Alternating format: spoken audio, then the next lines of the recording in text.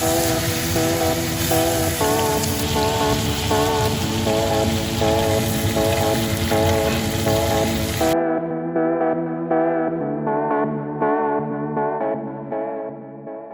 everyone, welcome to my channel from Zoe and I. She just woke up from her nap, so she's going to be joining us for the intro of this video. But we're having steak for dinner tonight, and we're going to be preparing it reverse-sear style. It's such an easy, foolproof way to make steak indoors without a barbecue. I used to be intimidated and scared to tackle making steak. I used to leave it to Dave to do, and I would just make the salad and the sides. But I've since learned, and I will show you guys step by step how to do it as well. And by the end of the video, you will be pros as well, and you'll be able to impress yourself and whoever you're cooking for. Step 1 is optional, but highly recommended, is to open a nice bottle of red wine to enjoy with your cooking. We chose to open a nice bottle of Amarone, and we enjoyed that while we prepared our steak.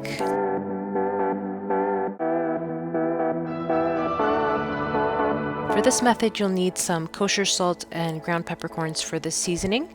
And for the searing, you'll need a couple of crushed garlic cloves and some thyme and a little bit of oil to coat your cast iron. You want to start by taking a paper towel and blotting the steaks. You want to remove all the moisture from the steaks. You want to make sure they're dry on all sides, and that will allow the steak to have a nice sear when you put it on the cast iron pan. So once you've removed all the moisture, you want to go ahead and coat your steaks generously with the kosher salt and the peppercorns. You're going to want to leave the steak in the oven for about 45 minutes in order to achieve the temperature you're looking for. Keep an eye on the thermometer, make sure you don't go over that temperature, but you'll have about 45 minutes to work with. Next, you want to preheat your oven to 250. Then take your probe thermometer and insert it into the steak. You want the probe to be about halfway through the steak and making sure it's not touching a bone, but it's really in the middle of the steak so you can get an accurate reading of what the internal temperature is. We like our steak to be done medium to medium rare, so we're going to be looking for an internal temperature of around 115 to 120, and keeping in mind that the steak is going to continue cooking after you take it out of the oven and when you also sear it on the pan. Since we had some time to kill, we decided to go ahead and make the salad. So you see me here, I'm cutting up some lettuce for our Caesar salad to go with our steak. And I'm going to go ahead and put that in the salad spinner and wash it.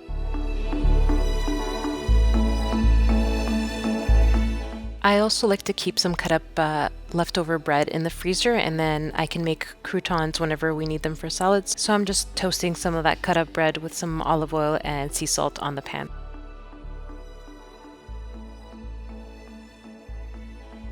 So I'm just going to get the garlic ready now. I'm going to simply crush it and peel it, and it will be ready for the searing.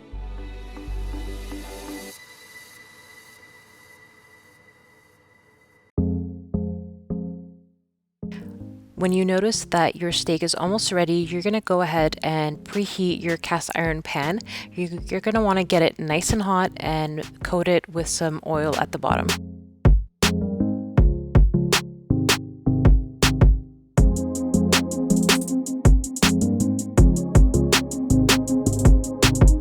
The steaks have now reached a temperature of 119 degrees, which means they're going to end up being around medium rare to medium. So I'm going to go ahead and take them out of the oven.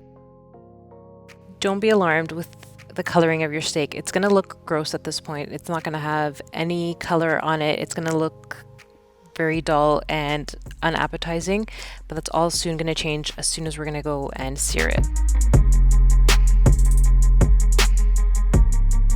So you see here the pan is nice and hot, and just listen to that sizzle.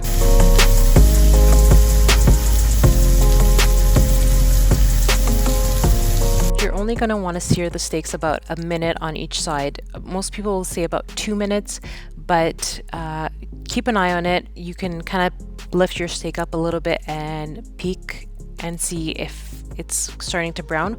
Once you see that nice crust forming, you want to go ahead and flip it. We're now ready to add our butter, thyme, and garlic.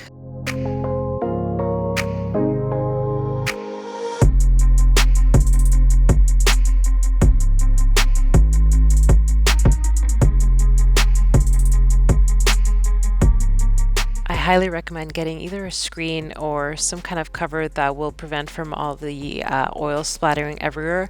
You'll still get a bit of a mess, but not as much as if you had something covering your pan.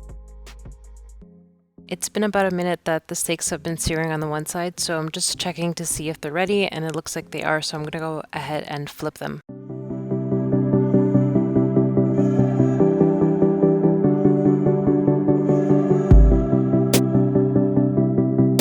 Tell me that thing is not a thing of beauty. That color is gorgeous, and the house smells absolutely amazing.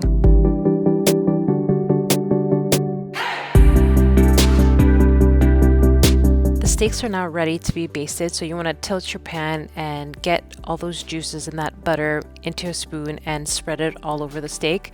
It's going to add so much moisture and a depth of flavor to your steak that is undescribable. You just have to try it. Don't be afraid of the butter. It makes all the difference.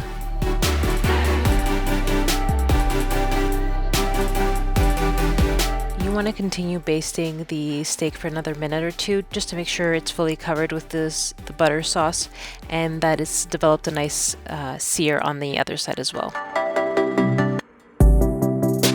When the meat is ready, go ahead and remove it and either put it on a cutting board or some kind of a plate that you can cover. And you're going to add just a little bit more butter.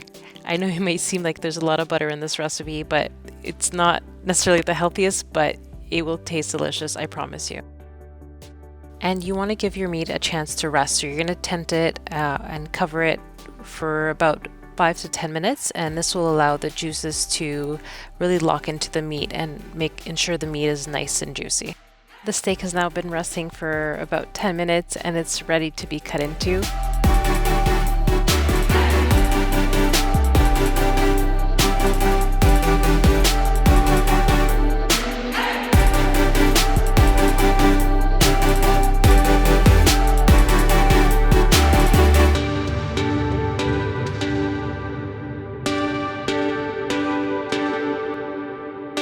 And this is exactly what you're looking for, that beautiful uniform color coast to coast. In our case, we wanted it medium rare, so we have that beautiful pinkish red edge to edge.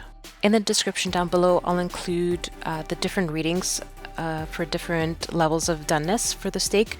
A reading of 105 will get you a steak that is rare. A reading of 115 will give you a medium rare steak, and so on. So I'll just include that and you can go back and reference it easily afterwards. And there you have it, folks. That's how easy it is to make reverse seared steak. With a few simple ingredients and a cast iron pan and a probe thermometer, you'll be able to achieve professional results at home without having to go to a steakhouse or going out in the cold to barbecue. I hope you guys give this recipe a try and let me know in the comments down below if you try this recipe and how it turns out, and also let me know what your favorite way to cook your steak is. Thank you so much for watching. I'll see you guys at the next video.